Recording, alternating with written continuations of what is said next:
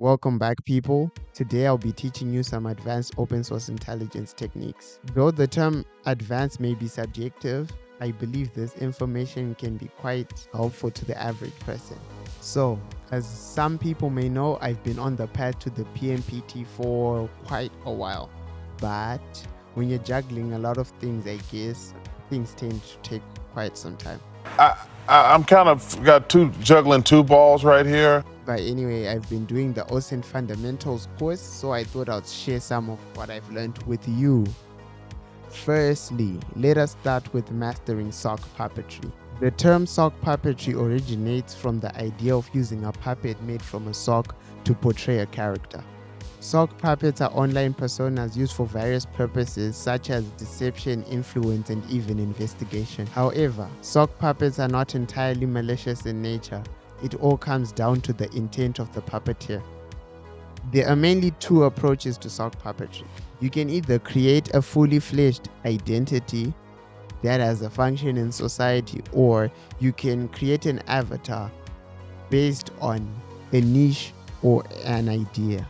For instance, on Twitter, there's an account called Shakira Security. It is an account that focuses on OSINT related topics and news. However, the Shakira branding makes it so that you don't actually focus on the user itself. And all the people who follow this account know that it's obviously not Shakira.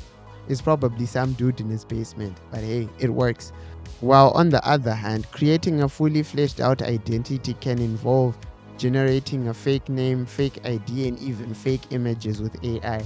Then planting these and creating your own network of sock puppets so that when it comes the time to actually investigate a target, you have your sock puppets prepared and they don't even seem suspicious because they've been on the net for a long time. The main goal here is to have your sock puppets pre-built ahead of time before you even have a reason to use them, so that when the time comes to actually use them, you'll be prepared and it doesn't seem suspicious at all. You can create several sock accounts, have those accounts follow each other, have them interact with each other and with real people.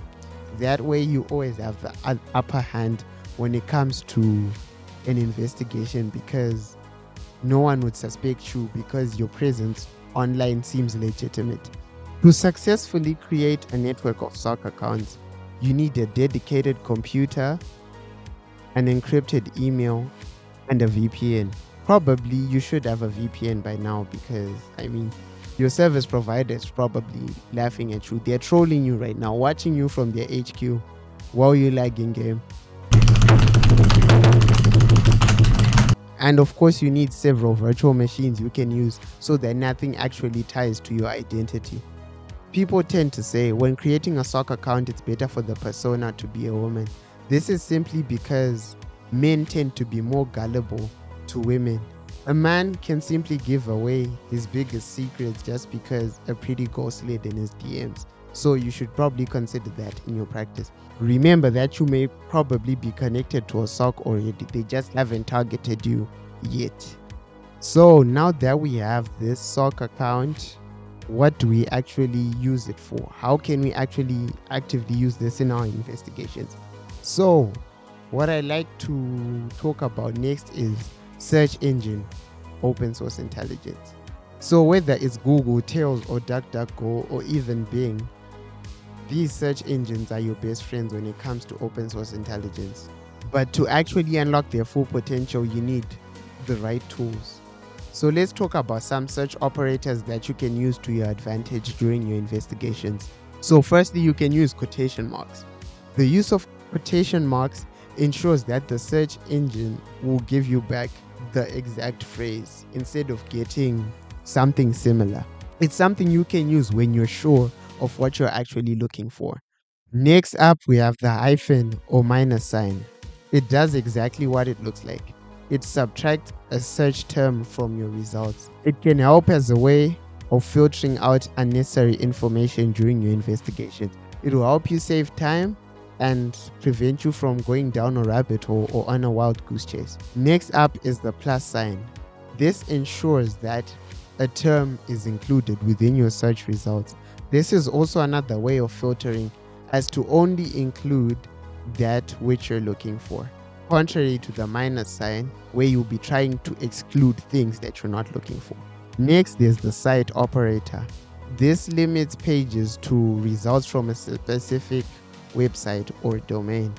I think this can be useful when you're searching for subdomains to exploit, or even be useful during bug bounty. Next, there's the file type operator. This simply allows you to access certain types of files, be it PDFs or docs or PowerPoint documents. Next, there's the related operator. This helps to display websites that are similar or related to your main search. Next, there's the asterisk or wildcard operator. This helps for when you can't remember a certain word within a phrase, so that it helps return results that have outside components and maybe help you narrow down on the component that you're actually looking for. For instance, let's say you're looking for that meme. Up next is the end title operator. This helps you to find pages with the specified terms within the title. This can help when you're looking for things about a certain topic. For instance, maybe you're doing research for a school paper, or when you're researching a target. Next, there is the in URL operator. This limits your search results to pages within a specific URL. Next, there is the around operator. This can help you when searching for terms that are within close proximity of certain words, maybe climate change, around, impact. These are just a few examples, but by combining these operators and tools, you realize that you're well equipped to find specific information in a timely manner. Let's say you've used your search operators and you've come across some interesting images and you choose to download these, and you're trying to see if you can find any useful information from it. Well, back in the day, it would be possible to see EXIF data from images, but most social media sites these days tend to strip the metadata when a user posts. However, there's still some loopholes. For instance, if someone in your contact shared someone with you via iMessage, it's easy to see which device those pictures were taken from. So there's always loopholes to exploit. So let's say maybe you got close enough to be talking to a user on those terms. That can actually help you. Now, let's say you didn't find any images from your search engine hunt.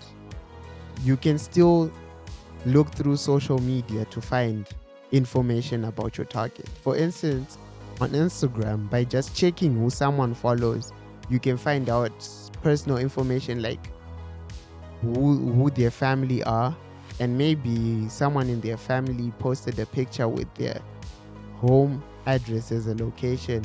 All of a sudden, you know where to find people. And also, sometimes people take pictures near buildings. You can simply reverse image search and find where those buildings are on the map. Or if you're Rainbow, he probably knows where you are right now. Is this located in the Netherlands? No, there's a hill in the back. Belgium, France. I see London. I see France. I see the Netherlands. The elevation in the back.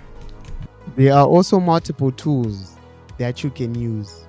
For instance, Have I Been Pwned and Maltego. Have I Been Pwned lets you know if your data was breached in recent data breaches.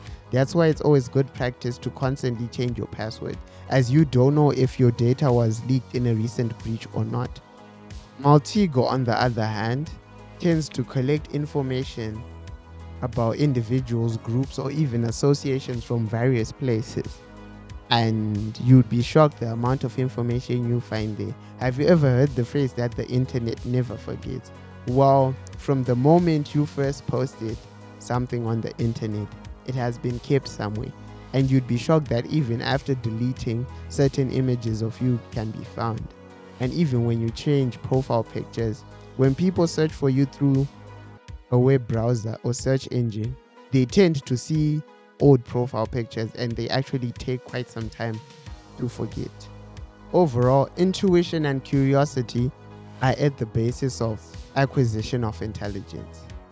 Make sure to always use the tools at your disposal, and if you found this information helpful, make sure to subscribe.